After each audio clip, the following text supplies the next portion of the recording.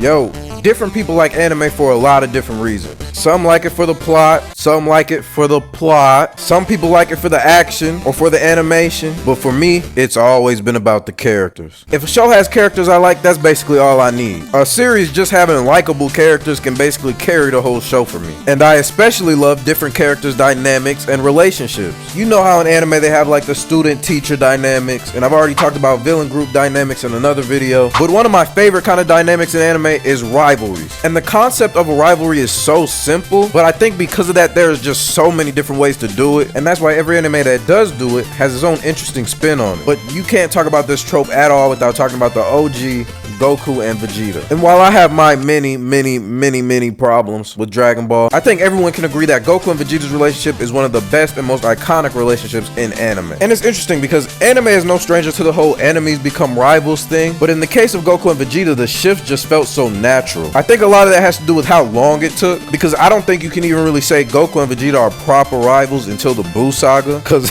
before the Buu Saga, Goku was low-key just smacking on that nigga face. But I think it also feels natural because of their personalities. With Goku being this carefree, easygoing person and Vegeta being the exact opposite of that, their dynamic just makes sense. Even with the whole origins of their dynamic, with Vegeta being from the top of their society and Goku being from the bottom, it just makes sense that such a prideful person like Vegeta, after losing to such a low-class warrior, would be obsessed with trying to get his get back. Now, I will say that sometimes Goku and Vegeta's rivalry doesn't hit the way it's supposed to, because whenever there's a final villain, Vegeta always loses to him and Goku gets the win. So it feels like, are y'all even really a rivalry, because Goku always sunning this nigga? One thing that I have liked lately that they've been doing in Dragon Ball Super that they didn't really do in Z is now Goku and Vegeta's powers are going in separate directions. Like Vegeta has his royal blue ultra ego shit and Goku has ultra instinct, right? And I like this because it adds an extra dynamic of like, who's going down the right path?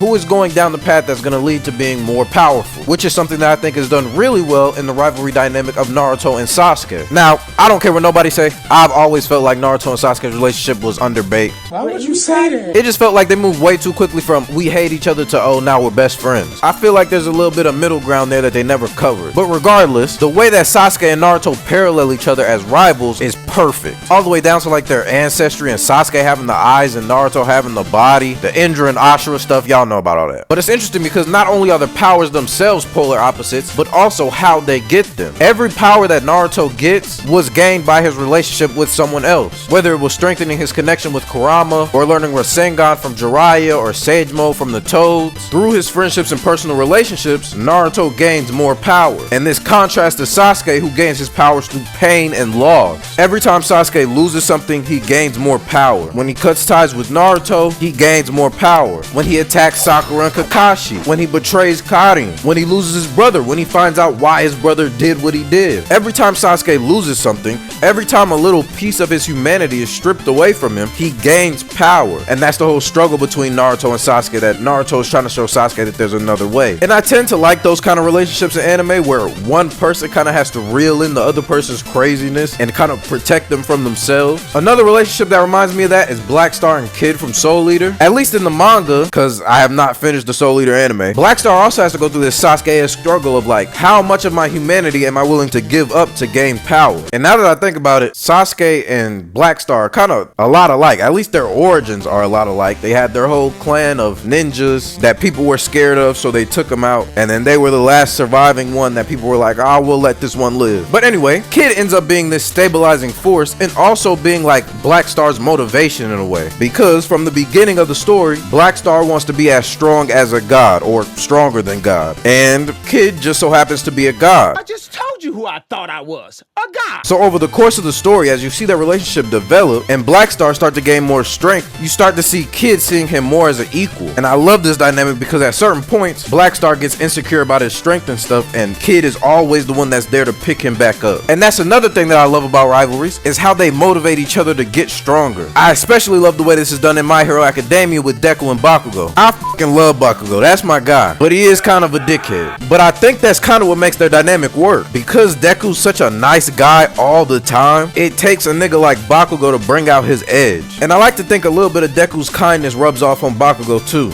Yeah, alright. But the central theme that makes their dynamics work is their identities as heroes and how those both tie back to All Might. Because they both grew up looking up to All Might, albeit for different reasons, All Might becomes a connective tissue through which they can understand each other. And I also love how it puts this chip on Bakugo's shoulder. Like after him and Deku had that whole fight about how All Might lost his powers and stuff, and Bakugo finds out that All Might gave Deku his powers, I think that gave Bakugo like this feeling of being an underdog, I think for the first time in his life. And because of both of their connections to All Might, Bakugo's always around to let Deku know, hey nigga, tighten up. All Might ain't give up his powers for nothing. And I love these cooperative rivalries where they're fighting for the same thing just in different ways. It reminds me a lot of Canute and Thorfinn, which I think a lot of people probably don't consider to be a rivalry, but I've always thought of it that way. Because every time Thorfinn and Canute meet, it's this big ass moment. All the way down to when they first meet, Thorfinn being the only person that can make Canute come out of his shell and get upset, and then vice versa, Canute being able to show Thorfinn like, damn, this is how people just eat with their families and chill and shit. And then to see how they develop and their lives go in completely different trajectories, only for them to see each other again, and once again for Thorfinn to be the only person that can make Canute budge. And I just love this kind of meta understanding they come to with each other, where it's like we're both taking paths to the same goal. I might not agree with your path, but shit, I can't tell you not to do it, you know? And how it's like Thorfinn acknowledges that Canute's way is not perfect, but that Thorfinn's gonna pick up the slack where Canute lacks. That's what I'm talking about. And just that in and of itself is such a odd way to view partnership and the world. It can only really be done in a series like Vinland Saga. Another dynamic that I consider to be a rivalry that a lot of people don't talk about is Ichigo and Uryu. And I love Ichigo and Uryu's dynamic just because of how begrudgingly cool they are with each other. As much as they hate to admit it, they be on the same page a lot of the time. And Uryu is just such a perfect parallel for Ichigo, mainly because of the way that he introduces the concept of Quincy's. And while at first it works as a good foil for Ichigo because Quincy's hate Soul Reapers and Ichigo is a Soul Reaper. And through that relationship, Ichigo comes to understand the history of the Soul Reapers and what being a Soul Reaper comes with. Up until we find out that Ichigo is a Quincy himself. And that entire relationship feels completely different after you get that revelation. Because now, not only are they basically cousins, but Uryu becomes the only person that can understand this new feeling that Ichigo has. And it becomes so much more interesting when we get to the 1,000-year Blood War arc, and so much more of the story becomes about their shared past. And I love how not only are their powers more similar internally than they appear externally, but so are their personality. Because when we first meet Uryu, he feels very different from Ichigo. He's very proper, he always looks neat and clean around the edges. But as we get to know Uryu more, him and Ichigo are very alike. They're both very cold and standoffish. They're both very prone to putting others before themselves. They're both stubborn and prideful as shit, and both reckless as hell with their powers. And I think those little similarities make their characters super interesting to look at. And that's what makes all rivalries interesting to look at. The way that their similarities and differences weave together to create these dynamics. Now I can't get enough of it. Bring me more rivalries. Any manga with a rivalry in it is a 10 out of 10. Alright, 10 out of 10 might be crazy. But yeah, man, that's all I got for y'all boys today. Let me know what your favorite anime rivalry is in the comments below. Like the video if you like the video. Look, it ain't that hard to like the video, bro. It's one button. It take 1 second to press that shit. Just go ahead and do it. Y'all always making shit complicated. Subscribe to the channel. And yeah, man, I'm gone. Damn.